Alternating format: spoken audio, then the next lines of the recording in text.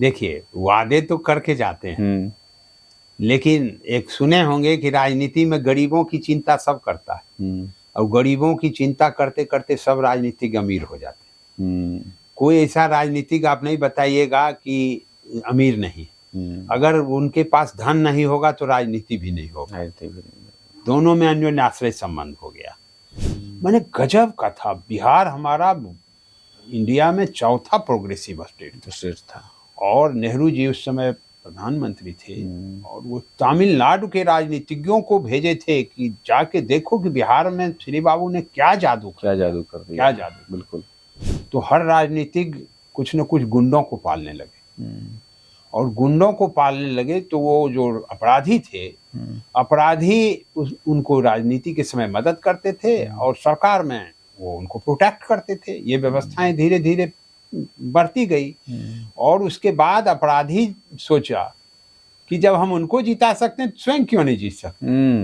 धीरे धीरे वो अपराधी स्वयं लड़ने लगे, ज्यादा निर्दलीय आने लगे और वो जनता के मसीहा बनने लगे। तो जनता में जब तक तो शिक्षा नहीं रहेगी तब तक राजनीतिज्ञों का बोलबाला, ये अपराधियों का बोलबाला रहेगा। जिस दिन शिक्षा प्रवेश कर जाएगी जन जन तक, गुणात्मक शिक्षा, उस दिन अपराधियों की कोई स्थान नहीं रहेगा इस समाज में।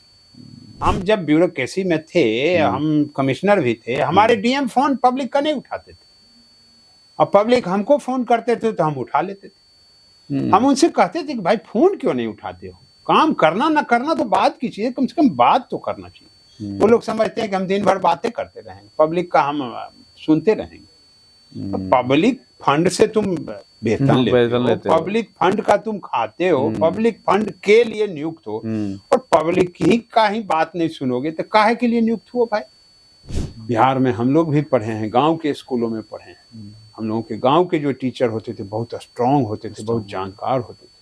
अब जरूरत है कि शिक्षा के क्षेत्र में अगर अव्वल बनाना है तो जैसे 38 हमारे जिले हैं तो 38 जिले में मॉडल स्कूल बनाया जाए और उसके जो टीचर्स हों उसका अलग नियमावली बनाई जाए और अलग नियमावली बना के उसका माने जो बेस्ट कॉम्पिटिटिव एग्जाम से टीचर्स आ सकते हैं उनको बेस्ट कॉम्पिटिटिव एग्जाम से लिया जाए, उनका सैलरी हाई रखा जाए, वहाँ इंफ्रास्ट्रक्चर हाई रखा जाए और उसमें जो भी बच्चे आवे उनको कंपटीशन के थ्रू इन कराया जाए। और अगर उसमें एडमिशन हो जाता है तो लोग गार्जियन ये सुकून फील करें कि हमारे बच्चे मॉडल स्कूल में गए हैं। जिला मॉडल जो पहले जिला स्कूल हुआ करता था, कभी बनाया गया था जिला स्कूल श्री बाबू के काल, वो भी अब ध्वस्त हो चुका है। गुणवत्तापूर्ण शिक्षा की अब जरूरत है, लिटरेसी बढ़ाने की जरूरत नहीं। अभी क्या है, लिटरेसी बढ़ाया जा रहा है। आप दौड़ते दौड़ते मर जाइएगा, कोई आपका सुनने वाला नहीं। आपको परिचय है तो आपको सुनेगा, आपके पास पैसा है तो आपकी सुनेगा, आपके साथ आदमी है, आंदोलन करने की क्षमता है तो आपका सुनेगा। आम पब्लिक को अभी कोई सुनने वाला नहीं है। कोई भी आदमी डीएम को फोन कर ले, एसपी को फोन कर ले, थानेदार को फोन कर ले, बीडीओ को फोन कर ले, सीओ, हमने ये देखा। तो अपने आप को जब अनुशासन में लाइएगा तो उसका बेस्ट यूटिलाइजेशन अब कीजिए और उस प्लानिंग के अनुसार आपको एक्शन करने और एक्शन के बाद 2 चीज हम बच्चों को टिप्स देते हैं और कहते हैं कि लिखना जरूर चाहिए, राइटिंग मैक्सिमम करना चाहिए और डिस्कशन का एक ग्रुप जरूर होना चाहिए, जिस डिस्कशन में आप अपने आप को ये समीक्षा कर सको, देख सको कि हम हैं कहाँ। बिल्कुल।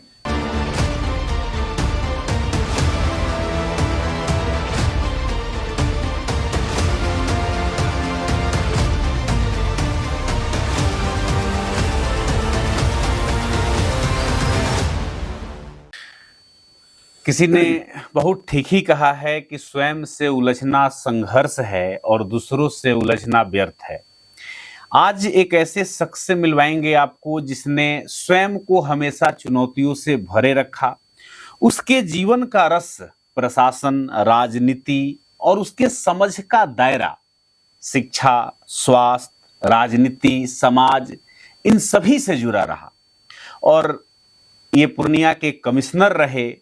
तो आज इन्हीं के साथ हम अपने पॉडकास्ट में बातचीत करेंगे जिसका नाम है गोरखनाथ सर। तो सर स्वागत है हमारा इस पॉडकास्ट में। धन्यवाद। चलिए, तो आज आपसे जिस प्रश्न से हम लोग शुरू कर रहे हैं वो है कि इस देश को कौन चलाता है, नेता या ब्यूरोक्रेट्स?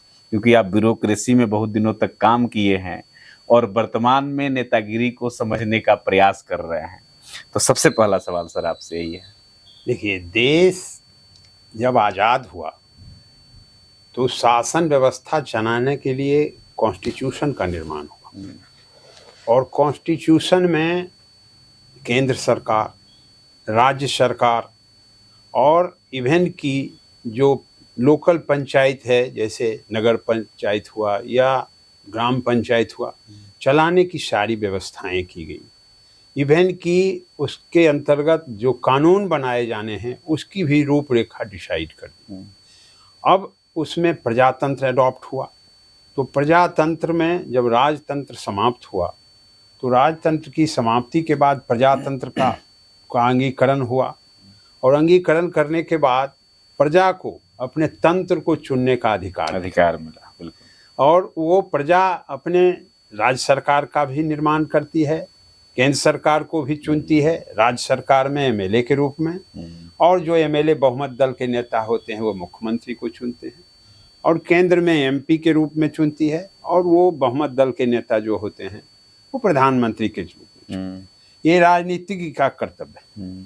अब राजनीतिज्ञ देश को चलाते हैं, और देश को चलाने के लिए एक सिस्टम है, यूपीएससी या पीसीएस, हर स्टेट का अलग अलग है। उसके अंतर्गत बहुत सारे ब्यूरोक्रेट का चयन होता है कॉम्पिटिटिव एग्जाम के थ्रू, और वेरियस डिपार्टमेंट्स होते हैं इसको चलाने के लिए। लेकिन वस्तुतः देश को अब राजनीतिज्ञ ही चला रहे हैं और ब्यूरोक्रेट उसमें असिस्ट कर रहे हैं। अच्छा, चलिए, बहुत बढ़िया। लेकिन इसमें सर एक बात जो आपसे जाननी है वो ये है कि अभी जो देश का माहौल चल रहा है एग्जामिनेशन को लेकर, आपने चर्चा की बीपीएससी का और आपको पीसीएस का, या मान के चलिए कि यूपीएससी का। यूपीएससी तो इससे अभी अलग है, लेकिन नेट तक का पेपर लीक होना, बीपीएससी के पेपर लीक पे बहुत सारी चीजें चल ही रही है, अभी आंदोलन चल रहा है। इसके लिए मुख्य जिम्मेदार कौन है? देखिए, मुख्य जिम्मेदार तो हमारी सत्ता है, चाहे वो राज्य सरकार हो चाहे केंद्र सरकार हो। उनको ये व्यवस्था करनी है कि फुल प्रूफ ऐसी व्यवस्था होनी चाहिए कि कोई नो लीकेज।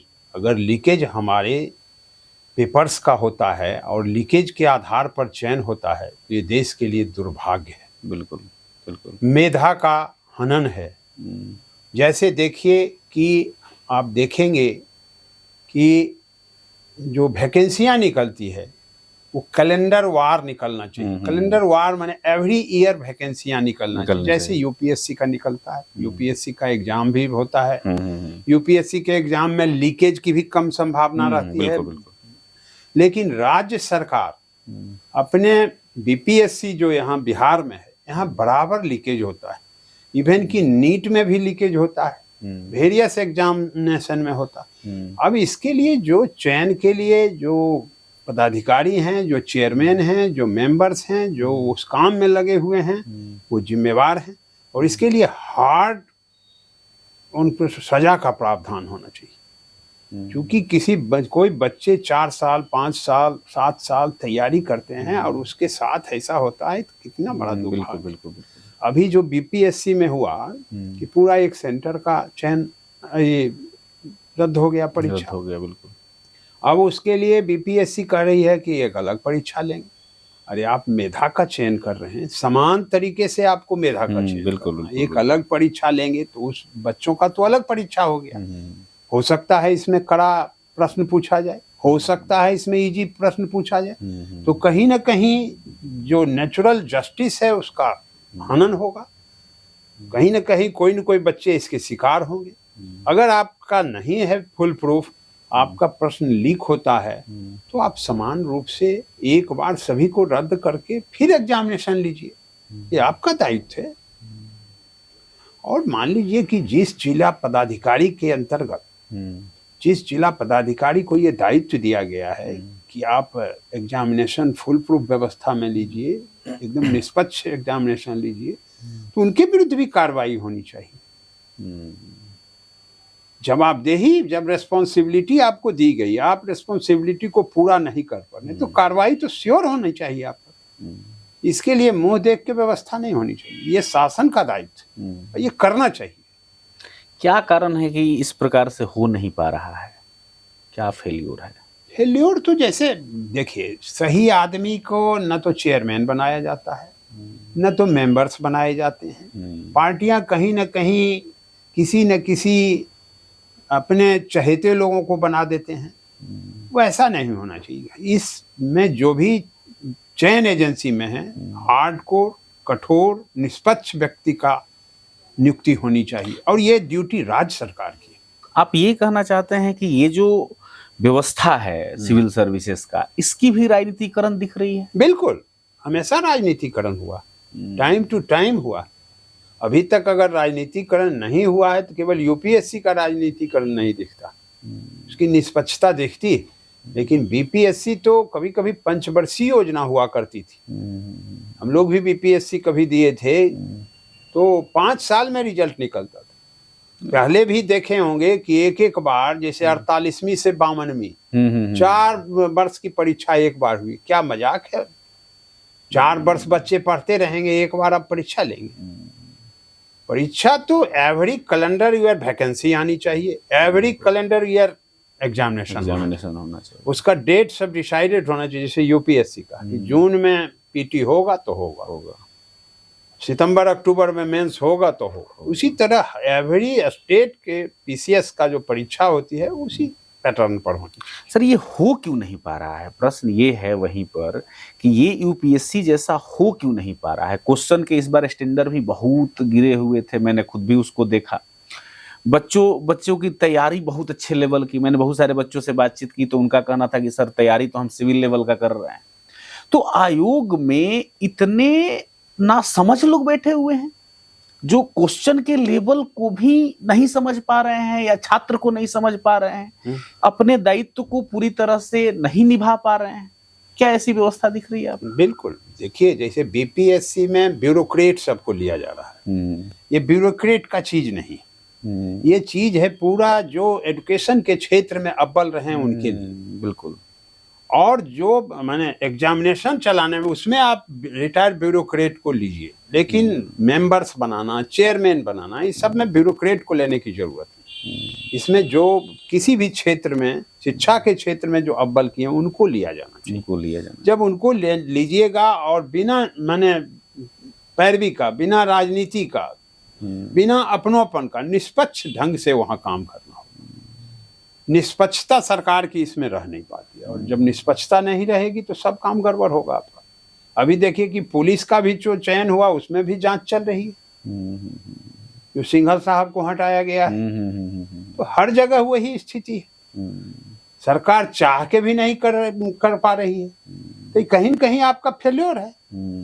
अब दुखद ये है कि केवल बिहार ही नहीं, एमपी में भी वही दृष्टि दिखाई देती है, राजस्थान में भी यही स्थिति दिखाई देती है। मतलब पीसीएस लेवल के एग्जामिनेशन की स्थिति बहुत अच्छी भारत में नहीं है, ये पूरी तरह से देखा जा सकता है। छात्रों को उसी प्रशासन ने पीटा जिन्होंने इसी एग्जाम को क्रैक करके जो है उस पद पे स्थापित है। क्या लगता है कि वो जब निकल जाते हैं परीक्षा दे करके, उनका माइंडसेट बिल्कुल बदल जाता है? वो जिस दिन छात्र होते हैं उस दिन तो उनका चेहरा कुछ अलग होता है, वो छात्रों की भावनाओं को समझते हैं। क्या वो भावनाएं मर चुकी होती हैं? बिल्कुल, अभी तो यह स्थिति यही है। अभी जो स्थिति है कि जब वो परीक्षा दे रहे होते हैं तो इसके भावनाओं से जुड़े रहते हैं, और जब परीक्षा दे के वो उस दायरे में चले जाते हैं, यानी कुर्सी पकड़ लेते हैं, चयन हो जाता है उनका, तो इसके साथ उसकी भावनाएं कुछ दिनों तक रहती है, साल, 2 साल, 3 साल, उसके बाद वो अपने दुनिया में रहते। अभी स्थिति ये है कि कलयुग है, अर्थ युग है। हर अधिकारी कलयुग में अर्थ युग की ओर चल पड़ा है। वो समाज को नहीं देख रहा, करना क्या है ये नहीं समझ रहा। ये दिक्कत तो आई है, सामाजिक गिरावट तो आ रही है। या ऐसा भी कह सकते हैं आप कि उनके ऊपर कुछ प्रेशर होता है, इस कारण से वो इस तरह से उग्र होकर के बच्चों को पीटते हैं? प्रेशर तो होता है। प्रेशर तो यही होता है कि बच्चे क्यों उग्र हो रहे हैं, तो बच्चे उग्र हो रहे हैं तो वहां जाके वो कार्रवाई करे। सरकार का प्रेशर होता है कार्रवाई की, सरकार का ये प्रेशर नहीं होता कि जाके लाठी चलाई।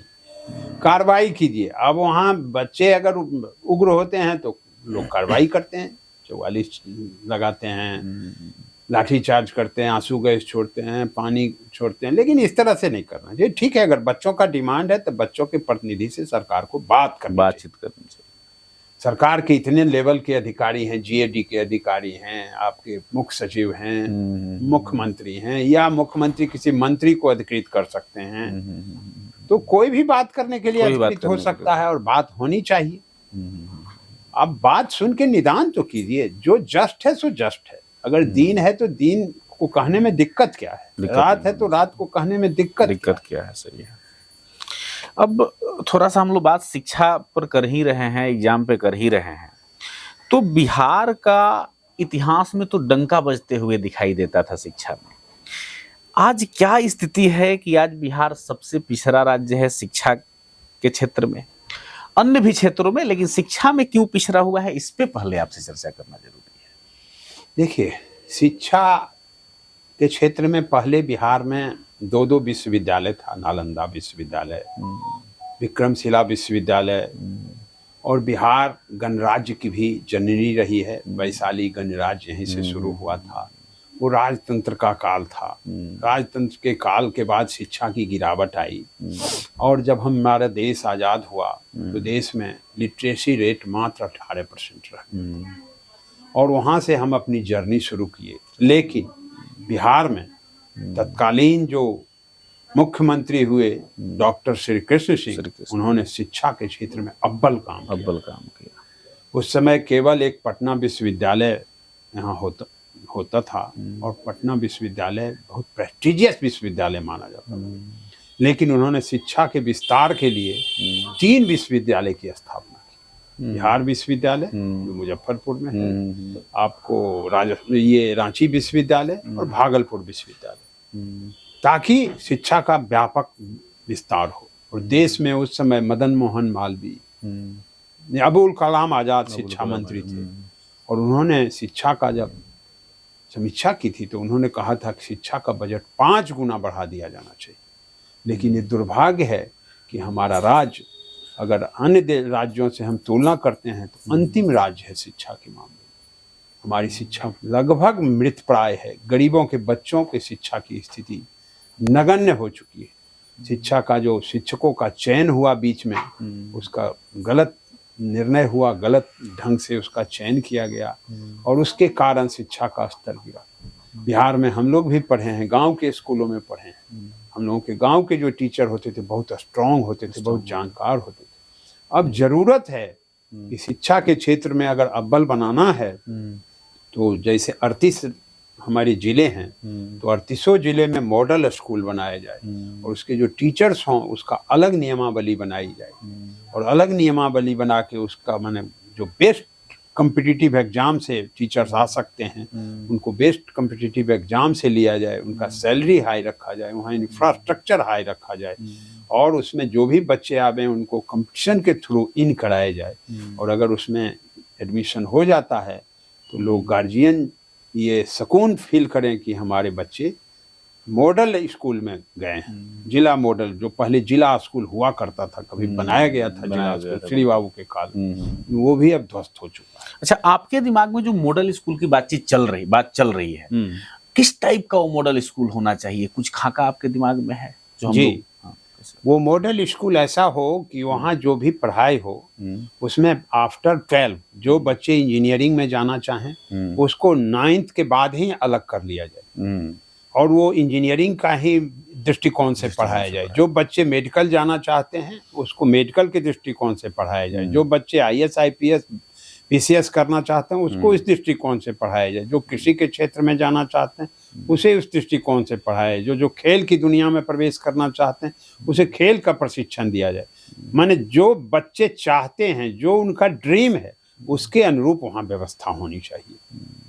इंफ्रास्ट्रक्चर वहाँ हाई होना चाहिए, और वहाँ जो टीचर अपॉइंट हो वो हाई कॉम्पिटिटिव एग्जाम से आना चाहिए, ताकि उनकी गुणवत्तापूर्ण शिक्षा की अब जरूरत है। लिटरेसी बढ़ाने की जरूरत नहीं। अभी क्या है, लिटरेसी बढ़ाया जा रहा है। है। ये देखिए, खाने पीने की व्यवस्था की गई, शिक्षक उसी में लगे रहते हैं, पढ़ाने की व्यवस्था नहीं कर रहे हैं।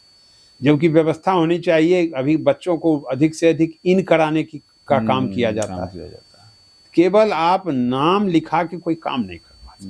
जब तक गुणात्मक शिक्षा उसे नहीं दे पाएंगे तब तक यह न तो राज्य का विकास होगा न तो देश का विकास होगा। एक बहुत बड़ा पॉइंट है शिक्षा को लेकर के ह्यूमन रिसोर्स का।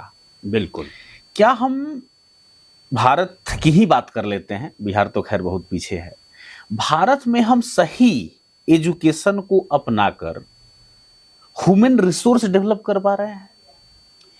देखिए, अभी जो है, जिस समय हमारा देश आज़ाद हुआ उस समय लगभग 37 करोड़ आबादी इस देश की थी।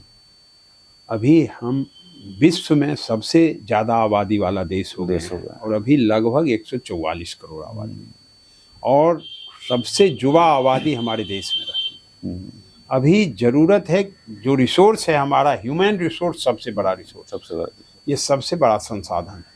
अब इस संसाधन को यदि हम तराश देते हैं, यानी शिक्षित गुणात्मक शिक्षा दे देते हैं, तो हम रोजगार तो हर व्यक्ति को नहीं दे पाएंगे, उतनी क्षमता न तो राज्य सरकार में न तो केंद्र सरकार। लेकिन अगर उसे हम गुणात्मक शिक्षा दे देते हैं तो वो देश के अलावे अन्य देशों में भी अपना रोजगार अवश्य खोज लेगा और जो विश्व गुरु का सपना हम लोग देख रहे हैं वो विश्व गुरु का सपना साकार हो।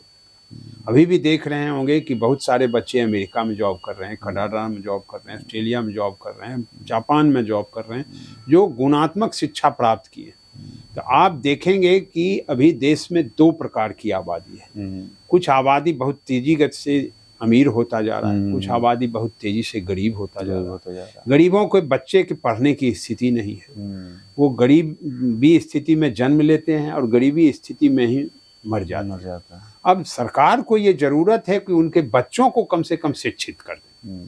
उनके बच्चे जो भी 6 ईयर से 30 ईयर्स तक, उसकी जिम्मेवारी सरकार को लेनी। आवासीय विद्यालय बढ़ाने की जरूरत, और जो एकदम पुअरेस्ट पर्सन है उनके बच्चों को शिक्षित करना है। जो अच्छे हैं, वेल टू डू हैं या मीडियम वर्ग हैं, वो तो अपने बच्चे को कहीं न कहीं पढ़ा लेंगे किसी न किसी पोजीशन में। अगर सरकार में स्कूल अच्छी नहीं है तो प्राइवेट स्कूल में भी पढ़ा लेंगे। लेकिन जो गरीब बच्चे हैं, वो लाचार हैं, वो गरीबी का सबसे बड़ा माने पाप है, अभिशाप।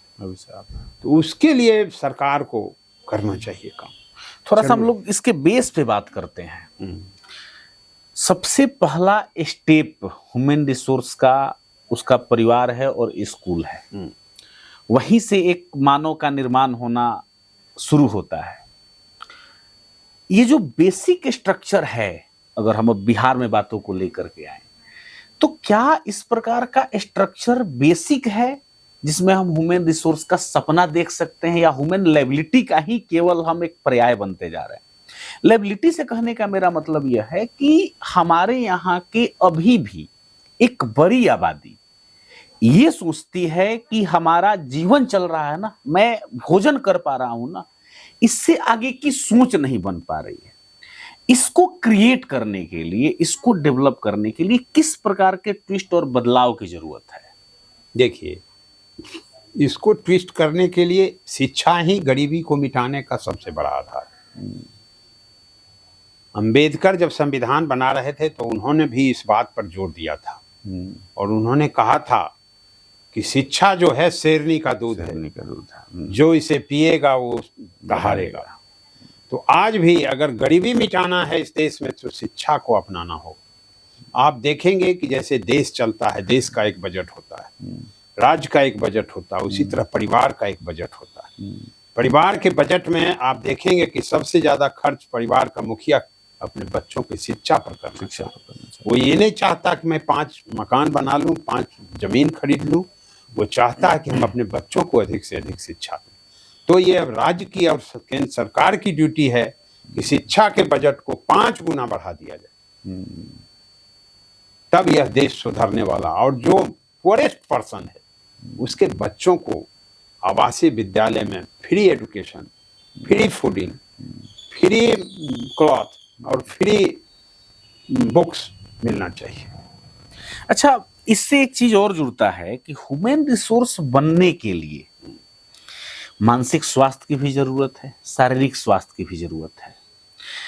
ये कितना इम्पोर्टेंट है किसी सोसाइटी के लिए कि वह स्वस्थ हो, और अगर वह नहीं है तो इसके पीछे एक तो कारण अशिक्षा है, अशिक्षा के कारण वो इस स्थिति में रहते हैं। दूसरे इसके क्या कारण है जिस कारण से वो अपने स्वास्थ्य को भी नहीं समझ पाते हैं, उनको बताया भी जाता है तब भी वो होते हैं अपने सिस्टम को लेकर, इसका क्या रीजन है?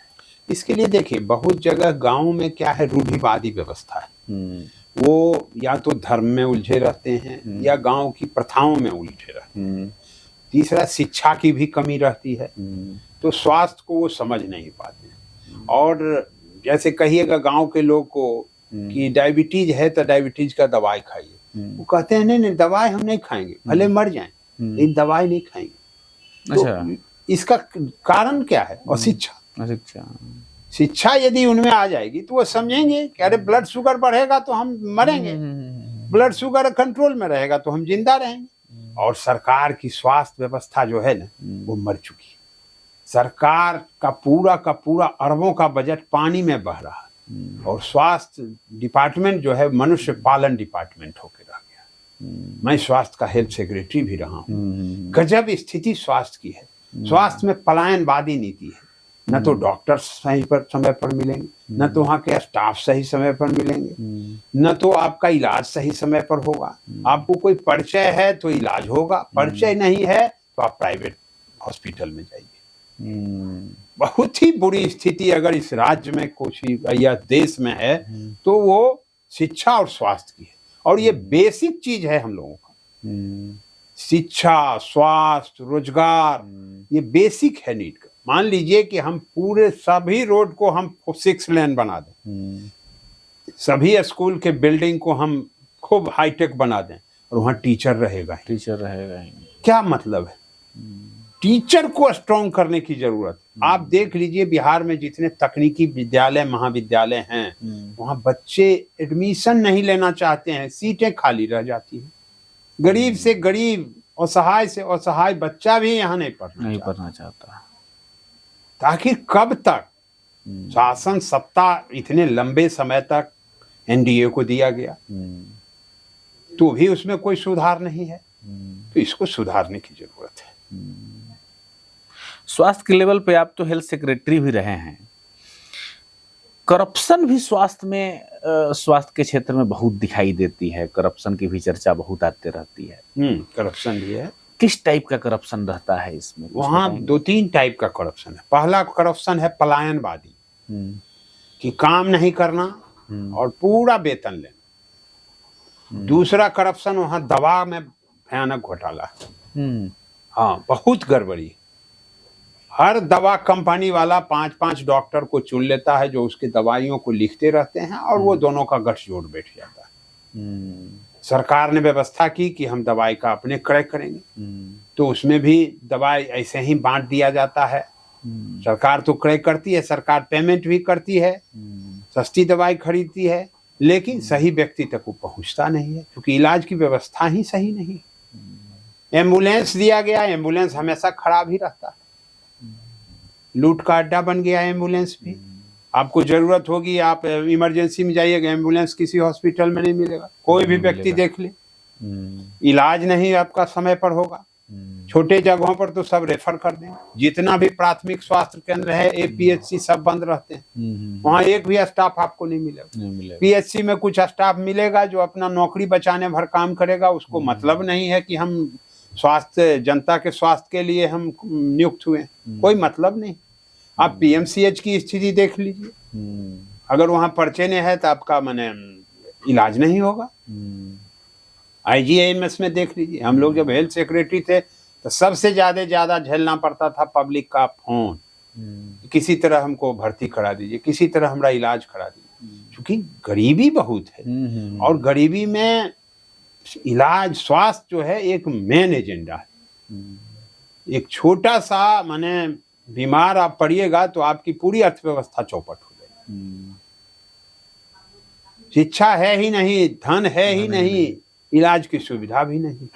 इसमें भी थोड़ा बेसिक पे बात करते हैं हम लोग, कि मान के चलिए कि कोई व्यक्ति एक सामान्य जाता है जिला में इलाज कराने के लिए, वहाँ पर व्यवस्थाएं नहीं हैं, वो महसूस भी कर रहा है, वो कहाँ जाए, किससे संपर्क करे, किससे बात करे कि यहाँ की व्यवस्थाएं नहीं है, कैसे वो अपने आप को सरवाइव कराएगा? देखिए अभी जो किसको स्थिति जिम्मेदार माने? अभी जो स्थिति हो गई है ना, हर नौकरी करने वाला अपने आप में शहंशाह हो गया।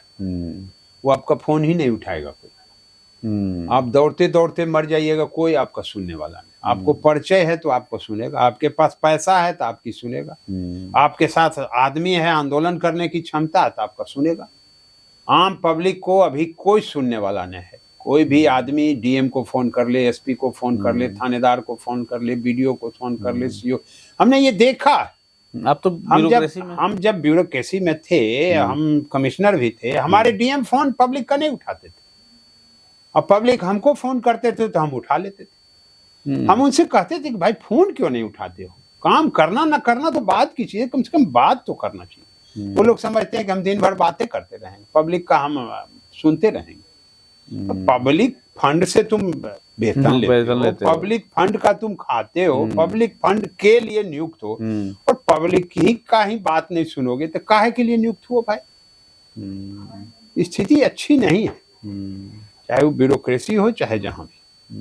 हम भी उसके पार्ट रहे हैं और हमने उस पार्ट को झेला है, बड़ी पीड़ा होती थी। क्या कदम उठाया आपने इसके सुधार के लिए? आप रहते हुए क्या क्या किए थे उस वक्त? कुछ देखिए, हमको तो जैसे फील्ड में रहने का कम मौका मिला, ज्यादा हम सचिवालय में रहे। फील्ड में जैसे लास्ट हम पोस्टिंग हमारी पूर्णिया कमिश्नर और सहरसा कमिश्नर के रूप में रही। हमने 2 स्टेप्स उठाए थे। पहला स्टेप्स था कि जो जनता कंप्लेन लेके आता था तो कंप्लेन हम नीचे जांच में नहीं भेजते थे। उसमें जो संबंधित ऑफिसर होते थे उनको फैक्ट फाइंडिंग रिपोर्ट के साथ अगर 15 दिन का समय देते हुए, और उनको हम खुद अपने पेपर के साथ बुलाते थे। तो उसका सबसे अच्छा रिजल्ट ये होता था कि 90% काम यूं ही हो जाता था। क्योंकि हर जगह काम जो रुका रहता है वो या तो भ्रष्टाचार के लिए रुका रहता है या पैसों के लिए रुका रहता है। तो वो 90% हो जाता, 10% में हमको सुनना पड़ता था, और सुन के उसमें स्पष्ट डायरेक्शंस देने होते थे। तो ये काम हमने डिस्ट्रिक्ट मजिस्ट्रेट को भी डायरेक्ट किया था कि आप लोग भी कुछ आवेदन जो लगे कि नहीं इसको हमें स्वयं सुनना चाहिए। आजकल प्रथा ये हो गई है कि डीएम के यहाँ आवेदन दीजिए, वो एसडीओ को दे देगा, एडीएम को दे देगा, बीडीओ को दे देगा, सीओ को दे देगा, बीडीओ पंचायत सेवक को दे देगा, या सीओ कर्मचारी को दे देगा। आपका आवेदन पर कोई कार्रवाई नहीं होगी। आप 20 आवेदन लिखिए, एक कोई अधिकारी बता दे कि 20 पर आपका कार्रवाई हो जाए, असंभव। इसका प्रयोग करके देखिए। हाँ, आपको परिचय है तो तुरंत काम होगा। आपको किसी नेता से परिचय, किसी ब्यूरोक्रेट से परिचय तो काम होगा। आपके पास पैसा है, पैसा दीजिए, काम हो। स्थिति अस्त व्यस्त है अभी। काम सुधारने के लिए क्या कदम उठाया जाना चाहिए? इसको किस लेवल से? एक तो ये बताइए। हाँ। ये तो अपर लेवल से ही हो, क्योंकि भ्रष्टाचार अपर लेवल से शुरू होता है और लोअर लेवल तक पहुंचता है। तो अपर लेवल को भी सुधारना होगा और लोअर लेवल को भी सुधारना, ईच एंड एवरी लेवल पर सुधार करनी होगी। और दूसरा हमने किया था कि ऑफिसेज का इंस्पेक्शन करते थे। इंस्पेक्शन सिस्टम अभी सीनियर ऑफिसर में खत्म हो गया। सब अपने अपने काम में ही केवल उतना ही काम करना चाहते हैं जितना से नौकरी निभ जाए और नौकरी बच जाए। इससे ज्यादा कोई बदर नहीं लेना चाहता। पब्लिक क्या को लाभ हो रहा है, नहीं हो रहा है, क्या हो रहा है, उससे कोई मतलब नहीं रहा। अच्छा, हम और आप तो बैठ करके बहुत सारा इंटरव्यू भी किए हैं सिविल सर्विसेज में जाने वाले लोगों का, स्टूडेंट्स का। सारे से जब प्रश्न होता है कि आप क्यों आना चाहते हो इसमें, आप भी उसके पार्ट रहे हैं, हम लोग साथ में बैठ के किए हैं, सबका एक जवाब हम लोगों ने सुना है, पब्लिक की सेवा करना, लोगों की सेवा करना, योजनाएं जो हैं उसको सही तरीके से कार्यान्वित करना, ये सबका जवाब होता है। कहाँ ये भूल जाते हैं अपने वादे? देखिए, वादे तो करके जाते हैं, लेकिन एक सुने होंगे कि राजनीति में गरीबों की चिंता सब करता है, और गरीबों की चिंता करते करते सब राजनीतिक अमीर हो जाते हैं। कोई ऐसा राजनीतिक आप नहीं बताइएगा कि अमीर नहीं। अगर उनके पास धन नहीं होगा तो राजनीति भी नहीं होगा। दोनों में अन्योन्याश्रय संबंध हो गया। तो ये बच्चे जरूर ये वादा करके तो जाते हैं, लेकिन ये कलयुग जो है ना, अर्थ युग में परिवर्तित हो गया है। वे जब जाते हैं तो अपनी सुख सुविधाएं, अपना लाभ को पहले देखते हैं और समाज के लाभ को धीरे धीरे पीछे छोड़ देते हैं। कहता है ना कि जब तक आप नीड में हैं, आप डूब रहे हैं तो जो आपको सहारा देगा उसको आप बहुत है, और जब आप बाहर आ जाइएगा तो उस सहारा की चिंता आपको नहीं। कुछ दिन होगी, कुछ दिन चर्चाएं करेंगे कि हमको उसने सहारा दिया, उसने हमको बचाया, लेकिन फिर धीरे धीरे भूल जाए। आदमी अब नीड के अनुसार काम कर रहा है, अर्थ के अनुसार काम कर रहा है, सारा प्रायोरिटी चेंज कर। अच्छा, बिहार राजनीति के लिए तो जाना ही जाता है। आजादी के बाद देश में जन आंदोलन खड़ा करने में सबसे बड़ा हाथ इस बिहार का रहा, जेपी का रहा। बदलाव की मुहिम की पहली प्रायोरिटी यहां से दिखाई देती है। क्या कारण है कि हम अपराधीकरण में फंस गए?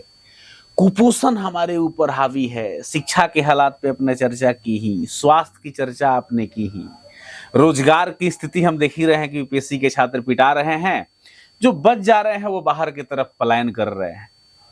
क्या हम इस आंदोलन को खड़ा करने के एक निमित्त मात्र रह जाते हैं या उस आंदोलन से कुछ लाभ भी होता है?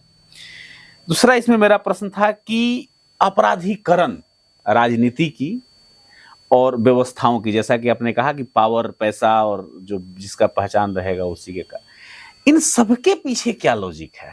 देखिए, जब हमारा देश गुलाम था और आज़ादी का संघर्ष चल रहा था, तो आज़ादी के संघर्ष में जो भी नेतागण आए उसमें अधिकतर पढ़े लिखे लोग आए।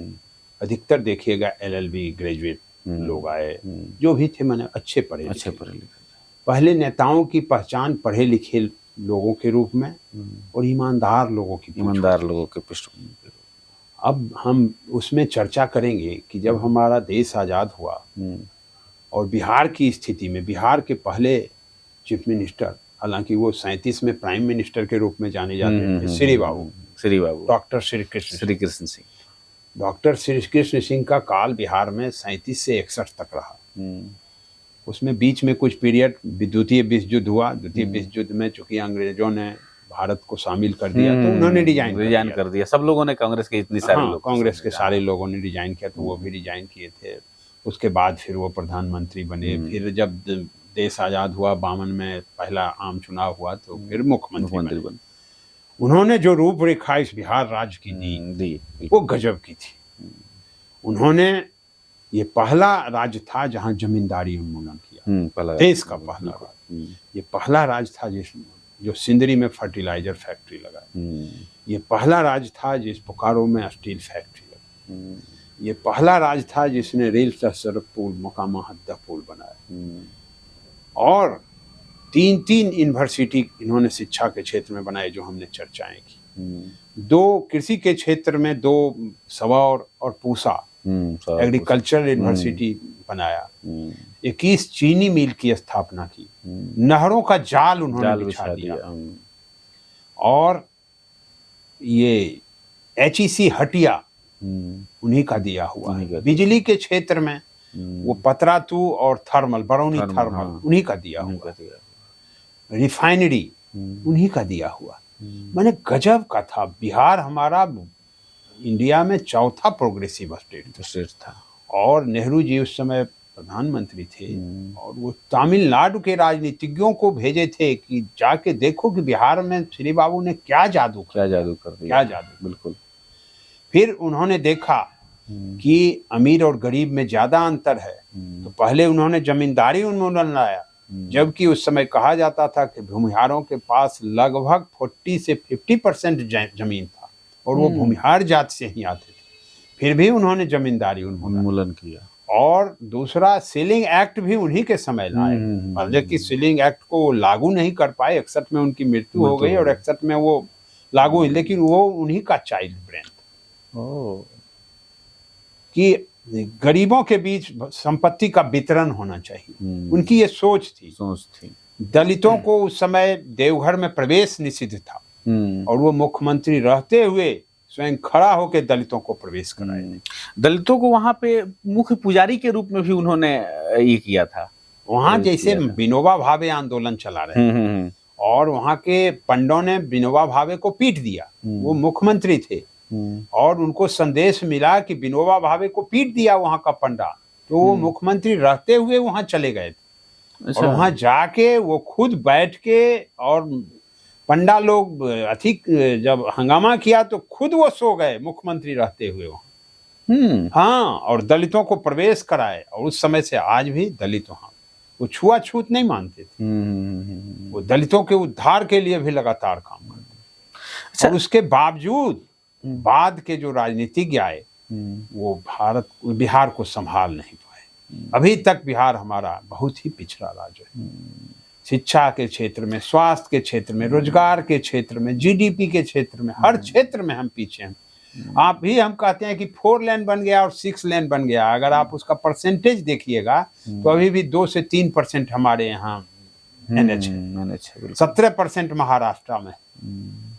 जो विकास का रेशियो है उस विकास के रेशियो से बिहार आगे नहीं बढ़ पा रहा, रेंग रहा है। ये राजनीति का अपराधीकरण कब से आप देखते हैं, जो विकास की यात्रा उन्होंने शुरू की, ये ब्रेकडाउन कहाँ से हुआ? ब्रेकडाउन जब श्री बाबू का काल समाप्त हुआ तो चुनाव के समय बूथ कब्जा का धीरे धीरे प्रथा चल पड़ी। तो हर राजनीतिक कुछ न कुछ गुंडों को पालने लगे और गुंडों को पालने लगे तो वो जो अपराधी थे, अपराधी उनको राजनीति के समय मदद करते थे और सरकार में वो उनको प्रोटेक्ट करते थे। ये व्यवस्थाएं धीरे धीरे बढ़ती गई और उसके बाद अपराधी सोचा कि जब हम उनको जिता सकते हैं स्वयं क्यों नहीं जीत सकते। धीरे धीरे वो अपराधी स्वयं लड़ने लगे, ज्यादा निर्दलीय आने लगे और वो जनता के मसीहा बनने लगे। तो जनता में जब तक तो शिक्षा नहीं रहेगी तब तक राजनीतिज्ञों का बोलबाला, ये अपराधियों का बोलबाला रहेगा। जिस दिन शिक्षा प्रवेश कर जाएगी जन जन तक, गुणात्मक शिक्षा, उस दिन अपराधियों की कोई स्थान नहीं रहेगा इस समाज में। उस दिन शिक्षित व्यक्तियों का स्थान रहेगा, विकसित भावना रहेगी और राज्य और देश के विकास की बात होगी। एक बात इसमें थोड़ा जोड़ना चाहेंगे, हम लोग बचपन में जो थे तो घर में कभी बातचीत होती थी तो हम लोग कहते थे कि राजनीति में जाना है घर के लोगों के मजे लेने के लिए। हमको भी ये एहसास होता था कि राजनीति में जाने के लिए बोलेंगे तो घर वाले रोकेंगे टोकेंगे। क्या कारण होता है कि किसी बच्चा को लोग राजनीतिज्ञ बनाना नहीं चाहते? ब्यूरोक्रेसी में भेजना जरूर चाहेंगे, IITN बनाना चाहेंगे, वो बहुत सारी चीजें हैं जिसमें वो भेजना पसंद करेंगे, विदेश तक भेजना पसंद करेंगे, राजनीति में भेजना पसंद नहीं करेंगे। इसके पीछे का क्या लॉजिक है? देखिए, राजनीति अब अच्छे लोगों का नहीं रह गया। आप देखिएगा कि राजनीति में दिखाने के लिए दांत अलग होता है, खाने के लिए दांत अलग होता है। वो बोलेंगे ईमानदारी की बात, भ्रष्टाचार के विरोध में बोलेंगे और उसी काम में लगे रहेंगे। कहेंगे महंगा, सत्ता में आएंगे तो कहेंगे उनको महंगाई नहीं दिखेगा, विपक्ष में जाएंगे तो सदा महंगाई दिखेगा। राजनीति भी एक व्यापार अब हो गया।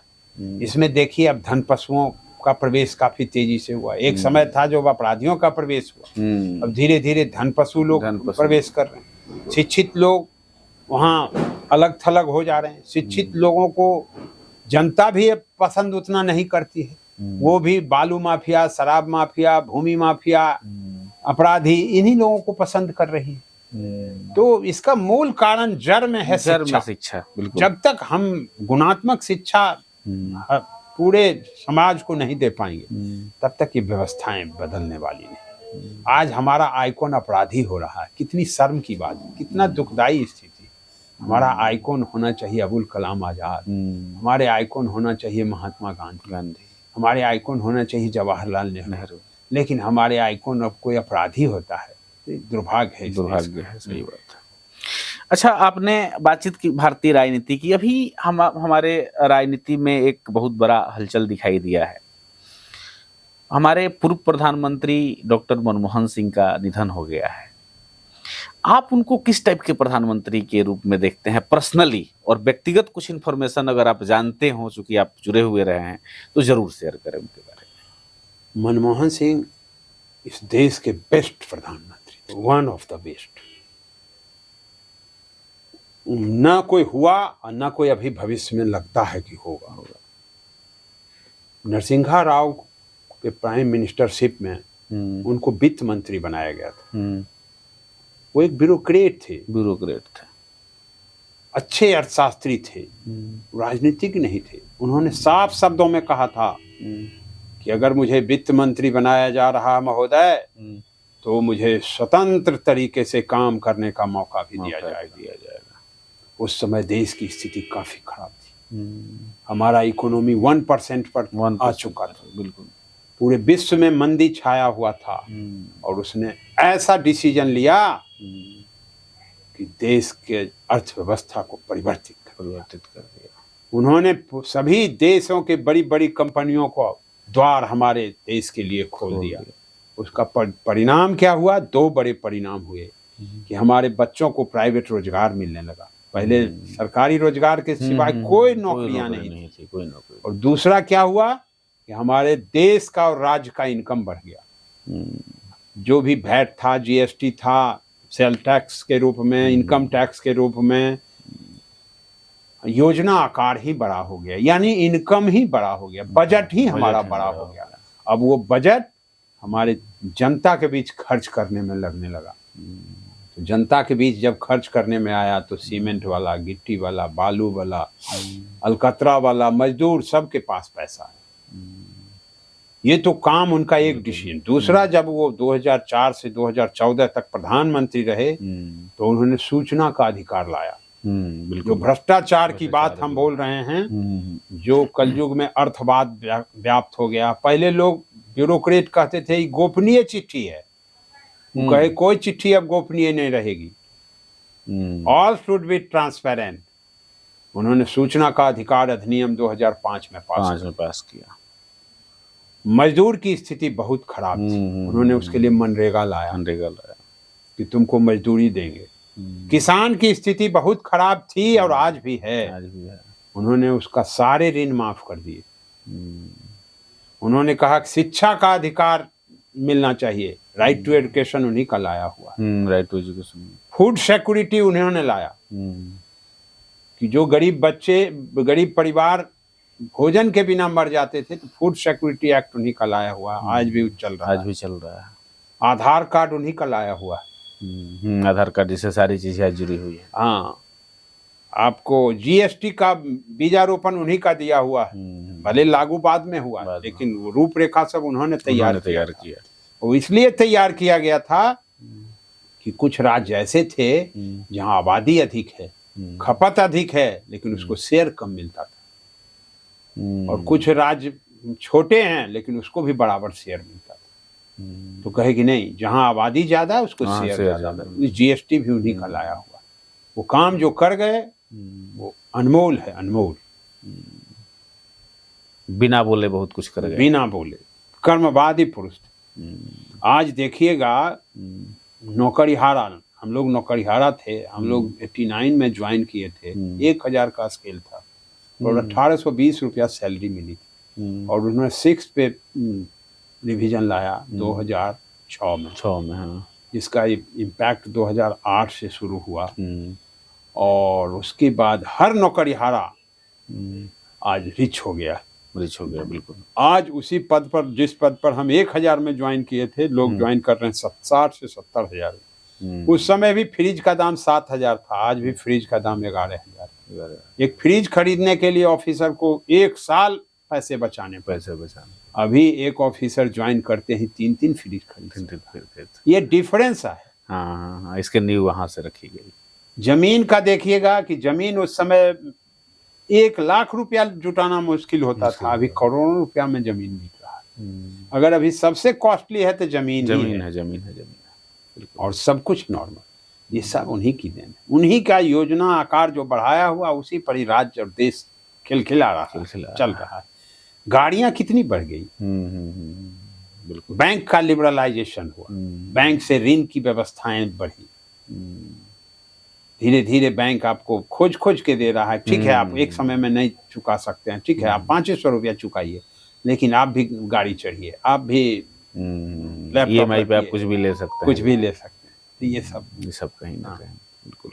अच्छा, जब प्रधानमंत्री की बात कर रहे हैं तो हमारे वर्तमान प्रधानमंत्री नरेंद्र मोदी जी हैं, इनको आप किस रूप में देख रहे हैं? देखिए, नरेंद्र मोदी जी जो प्रधानमंत्री हैं, ये 2014 में तो आए, पूरी की पूरी कांग्रेस की आलोचना करें, और इन्होंने जो 2015 में जो वादे करके आए, एक भी वादा को पूरा नहीं कर पाए। जैसे एक कोटेशन मैं इनका देता हूं, उस समय डॉलर के मुकाबले रुपया की कीमत 60 रुपये थी, बिल्कुल।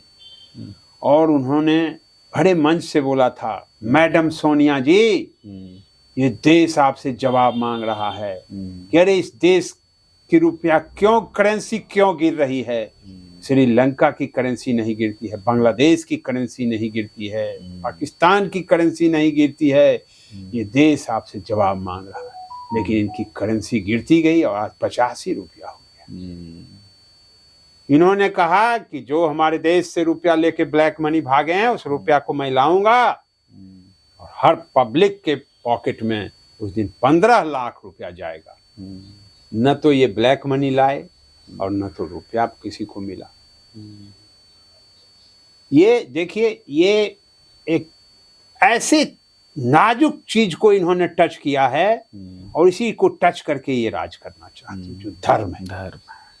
इन्होंने धार्मिक आग लगाया है, हिंदू मुस्लिम में बांट के सोसाइटी को गद्दी पर बने रहना चाहते हैं, जो असंभव है, जो नहीं हो सकता है।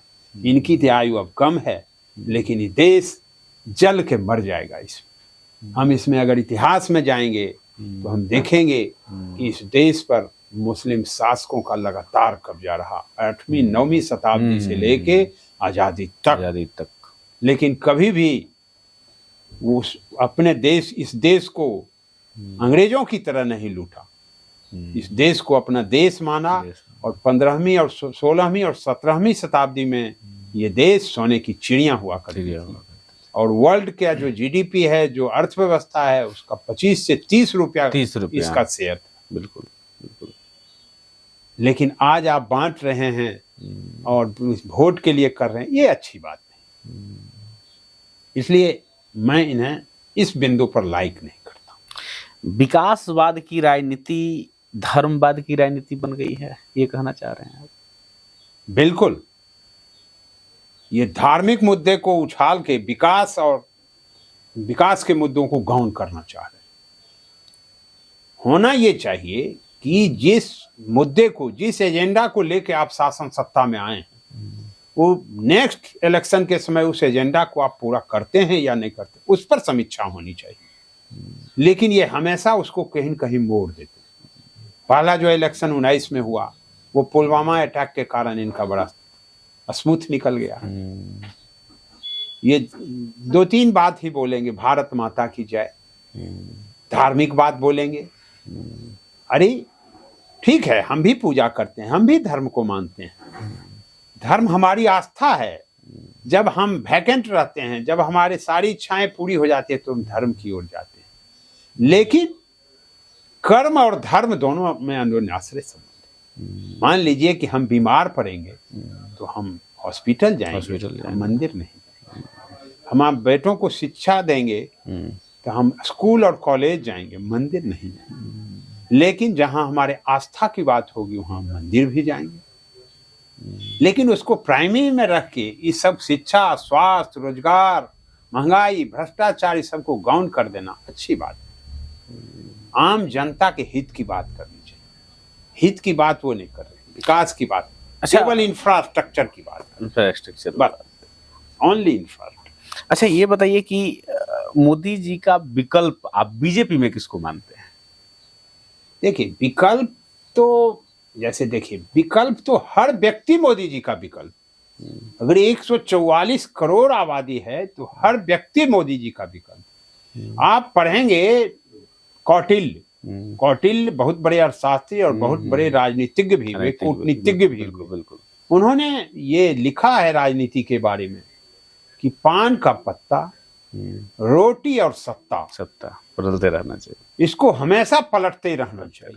अगर पान का पत्ता नहीं पलटिएगा तो वो सड़ जाएगा, रोटी नहीं पलटिएगा तो जल जाएगा, और सत्ता को नहीं पलटिएगा तो निरंकुश हो जाएगा। तो वही स्थिति है। अगर कोई विकल्प नहीं है तो एनी बॉडी में भी विकल्प, कोई दिक्कत नहीं। और उनके अगर पार्टी में ही देखें तो हर नेता उनका विकल्प, और अगर दूसरे विरोधी पार्टी में देखें तो हर नेता उसका विकल्प। जनता को यही सोचना चाहिए कि हमेशा सत्ता को पलटिए। आज क्या है, प्रजातंत्र है, ये तंत्र बनाया गया प्रजाओं के लिए, लेकिन तंत्र ने प्रजा पर कब्जा कर लिया। तंत्र का इलेक्शन हम करते हैं, चयन हम करते हैं, चुनाव हम करते हैं, लेकिन वो 5 साल के लिए हम पर कब्जा कर लेता है। फिर हमारा न फोन उठाता, न हमारी बात सुनता, न हमारी समस्याओं को जानता है। स्थितियां तो बहुत बदल गई। डायरेक्ट डेमोक्रेसी हो नहीं सकता है। स्विट्जरलैंड एक छोटा सा देश है जहां डायरेक्ट डेमोक्रेसी है कि जनता को हम चुनते हैं, अगर जनता शासक काम नहीं करता, राजनीतिक काम नहीं करता, उसको विड्रॉ करने का पावर। यहाँ तो वो डायरेक्ट डेमोक्रेसी है नहीं, और वो संभव ही नहीं, क्योंकि आबादी बहुत बड़ी है। आसान तो है नहीं। अच्छा, अब राजनीति से थोड़ा सा हम बाहर निकले तो फिर यूपीएससी पे आते हैं। यूपीएससी हिंदी माध्यम के छात्रों के साथ क्या अन्याय कर रही है आपके अनुसार? देखिए, यूपीएससी में हिंदी से भी परीक्षा देने की व्यवस्था है, विकल्प है, लेकिन होता क्या है कि हिंदी माध्यम, जैसे गांवों के बच्चे, हम भी इसको फेस किए हैं अपने लाइफ में।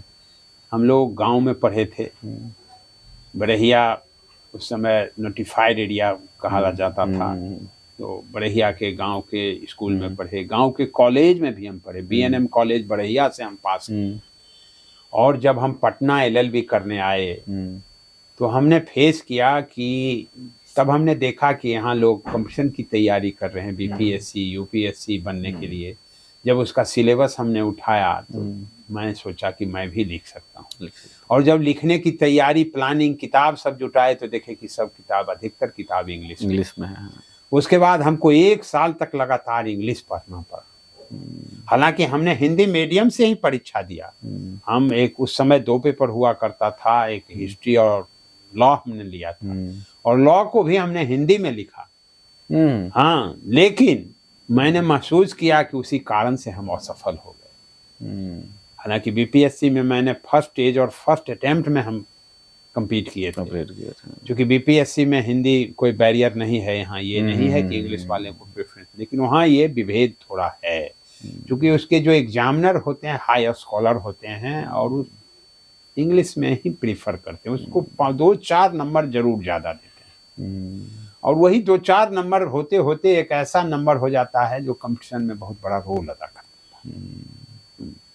प्रश्न ये है कि भारत जैसे देश में लैंग्वेज के आधार पे अगर किसी का चयन रुकता है, बौद्धिकता लैंग्वेज की गुलाम तो नहीं है? बिल्कुल नहीं, बौद्धिकता है। अगर कबीर दास को इंग्लिश नहीं आती थी या कोई लैंग्वेज उनको नहीं आती थी तो इसका मतलब विद्वान नहीं थे, ऐसा तो नहीं है। ऐसा नहीं। तो एक बच्चा को इस आधार पर कि वो लैंग्वेज ये रखा है, उसको 4 नंबर कम देना या उसको लो फील कराना, उसको क्रिटिसाइज करना सोसाइटी में, ये कहाँ तक यूपीएससी जैसे संस्थान के लिए जो ब्यूरोक्रेट्स का चयन करता है उसके लिए ये कितना? ये देखिए, है क्या कि हमारा देश जो हुआ लगभग 200 वर्षों तक अंग्रेजों का गुलाम रहा, और जब हम विकास करते हैं और गुणवत्तापूर्ण शिक्षा में आते हैं तो हमें अपर क्लास में इंग्लिश में ही बहुत कुछ संवाद करना पड़ता है। इवन कि अभी भी भारत सरकार सारे काम इंग्लिश में ही करते हैं, और विदेशों में जब हम जाते हैं तो इंग्लिश लैंग्वेज ही प्रचलन में है। तो अभी भी अपर क्लास के लोग जो शिक्षा के अपर पोजीशन में हैं वो इंग्लिश को प्रीफर करते हैं, और इस कारण से जो गांव के बच्चे हैं, जो गरीबी में पढ़ रहे हैं, जो कम संसाधन में पढ़ रहे हैं, वो बच्चे वहां तक पहुंच नहीं पाते। ये दुर्भाग्य है इस देश का, इसमें सुधार की जरूरत है। यही नहीं कहते हैं कि यहाँ 2 इंडिया, एक इंडिया है, एक भारत है। इतने बड़े देश में दो देश है, एक इंडिया है, एक भारत। इंडिया में वो अंग्रेजियत रहती है और भारत में हिंदियत, जबकि भारत हिंदुस्तान, भाषा हिंदी, उस पर इन्फोर्स करने की जरूरत है इस देश में। तो आपको अगर कहा जाए कि सर आप कुछ बच्चों को ये बताएं कि कैसे जीवन को बहुत नॉर्मल लेकर के काम करना चाहिए, और आप अगर सिविल सर्वेंट बनना भी चाहते हैं तो इसके रास्ते आसान हो सकते हैं, कुछ पढ़ाई के टिप्स आप बच्चों को देना चाहें जो लोगों को फायदे होंगे, तो क्या देना चाहेंगे आप टिप्स? कैसे बच्चे तैयारी करें आपके अनुसार? हम लोग ये टिप्स देना चाहेंगे, पहले उनका एम क्लियर होना चाहिए। स्ट्रांग एम से किसी भी चीज में लक्ष्य उनका स्ट्रांग होना चाहिए।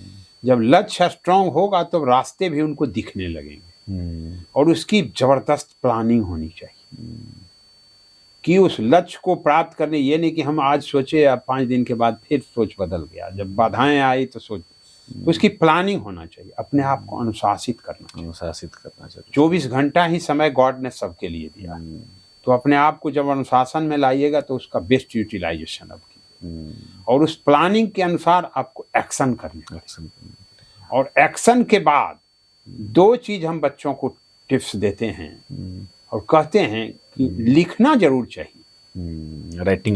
राइटिंग मैक्सिमम करना चाहिए, और डिस्कशन का एक ग्रुप जरूर होना चाहिए, जिस डिस्कशन में आप अपने आप को ये समीक्षा कर सको, देख सको कि हम हैं कहाँ। बिल्कुल, बच्चे पढ़ रहे हैं, नीरस पढ़ाई पढ़ रहे हैं, और जब 5 ब्रेन आपस में टकराता है, कोई सुपर ब्रेन होता है, कोई मीडियम ब्रेन होता है, कोई लोअर ब्रेन होता है, तब आपस में जब डिस्कशन होता है, हमने इसका फल देखा है। हम लोग भी गांव से आए थे, आपको बताया कि इंग्लिश 1 साल पढ़ते रह गए, फिर कंपटीशन की तैयारी किए, फिर हम लोग उसका जो क्वेश्चन आंसर होता था उसको रख के 3 घंटा में लिखते थे और 2.5 घंटा में उसको पूरा करते थे, और ये कोशिश करते थे कि अगर 10 क्वेश्चन पूछ रहा तो 10 हम जाने। ये नहीं, कट पेस्ट नहीं करते थे, शॉर्टकट नहीं अपनाते, और उस 10 में हम 5 अगर लिखना है, 5 बेस्ट जो हम एक्सप्रेस कर सकते उसी को लिख। और एक डिस्कशन ग्रुप भी हम लोग बनाए थे, हम लोग बहुत सीनियर लोगों से रिक्वेस्ट करके बनाए थे डिस्कशन ग्रुप, और शुरू जब उसमें गए और सीनियर जब बोलते थे तो हमारे सर के ऊपर से निकल जाता था, तो उनसे रिक्वेस्ट करते थे कि भाई फिर इसी टॉपिक को कर, तो लोग बिगड़ जाते थे। नहीं क्या एक ही टॉपिक को, तो बहुत रिक्वेस्ट करने पर रखते थे। फिर हम जो समय 24 घंटा मिलता था उसमें जबरदस्त तैयारी करते, तब जब 1 to 1 उनसे करने लगते थे तब उनको लगता था कि ये भी कुछ करने वाला है, कॉन्फिडेंस हमारा बढ़ता गया है। इस तरह हमसे रिक्वेस्ट करते वो तो खूब डांटता था हमको, और करते करते जब रिजल्ट आया तो उसमें हम फाइनल मैंने सेलेक्ट हुए, और हमको जो पढ़ाता था वो नहीं सेलेक्ट हो पाया। अरे बताइए, दोबारा जो पढ़ाता था वो सेलेक्ट नहीं हो पाया और आप सेलेक्ट हो पाए। तो उस समय हमने देखा, हमने जब उसके साथ हम बैठे कि आप क्यों नहीं हो पाए, तो उस समय एक पेपर जनरल साइंस का हुआ करता था जो 100 नंबर का, तो 100 में हम 90 नंबर लाए और 60 नंबर लाए, 30 नंबर कहाँ में कब करेंगे। जो हिस्ट्री पढ़ाते थे हमको, तो हम फास्ट राइटर भी थे। अच्छा, तो हम 2.5 घंटा में क्वेश्चन लिख के खत्म कर देते। तो फास्ट राइटर होने के कारण हम मैप बना के हिस्ट्री को लिख देते थे। तो मैप बना के लिखने से 10-12 नंबर हमको ज्यादा आ गया उससे, हिस्ट्री में भी। तो इस तरह से हर चीज में थोड़ा थोड़ा ज्यादा आया तो हम अव्वल हो गए। और रिटर्न में 22वां स्थान हमारा ऑल ओवर 40वां स्थान था। 243 वैकेंसी थी उस समय, 50% रिजर्वेशन थे, हम लोग जनरल क्लास में आते थे, तो फाइनली सेलेक्ट हुए।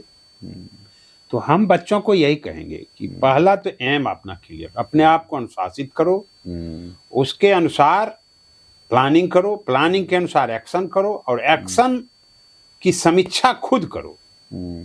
और समीक्षा तब होगी जब लिखोगे और ग्रुप डिस्कशन करो। बिल्कुल। तब तुमको पता चलेगा कि तुम पढ़ रहे हो कि घर के बारे में सोच रहे हो कि दुनिया के बारे में सोच रहे हो। अभी तो मोबाइल भी एक बाधा हो गया। एक बहुत बच्चा पढ़ते पढ़ते मोबाइल देखता है, किसका फोन आ गया और किसका संवाद आ गया और फेसबुक पर क्या चल रहा है। सही बात। उस समय तो ये भी नहीं था। नहीं था। अभी तो ये इस बाधा को भी दूर करना है। इसको जो स्विच ऑफ करे पढ़ने के समय सवेरे 6 बजे तो फिर रात में 12 बजे खोले, हाँ सही बात, तभी पढ़ पाएगा। तभी पढ़ पाएगा। तो ये भी एक बहुत बड़ी कठिनाई है। तो चलिए सर, आपसे बात करके बहुत अच्छा लगा। बहुत अब इस बहुत बात धन्यवाद। हम लोग यहीं पे विराम देते हैं। धन्यवाद। Thank you.